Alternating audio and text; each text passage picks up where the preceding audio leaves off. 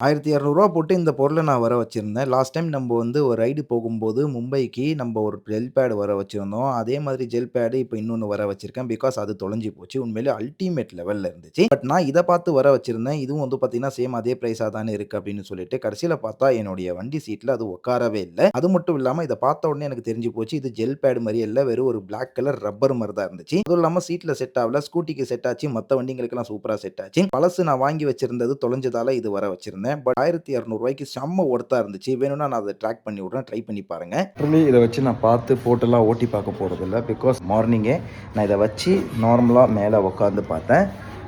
Gel பேடுன்னு போட்டிருந்தாங்க. ஆனா எனக்கு இது எந்த ஆங்கிள்லேருந்தும் ஜெல் பேடு மாரி தெரியல. ஸோ இதில ஜெல் இருக்குது ஆக்சுவலா. ஸோ இந்த இடத்துல தான் வந்து பார்த்தீங்கன்னா, இந்த ஜெல்லெல்லாம் இருக்குது. அதுவும் வந்து பார்த்தீங்கன்னா, எனக்கு உள்ளேருந்து பார்க்கும்போது ஒரு பிளாக் கலர் ரப்பர் ஃபீல் தான் குடுக்குது. ஸோ 1300க்கு இது ஒர்த்தா அப்படின்னு சொல்லி கேட்டா, கண்டிப்பா ஒர்த்து கிடையாது.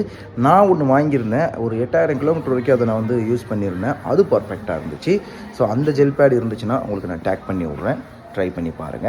ஸோ இந்த இத வேணும்னா கார்ட்ல குடுக்குறேன். செக் பண்ணி பாருங்க.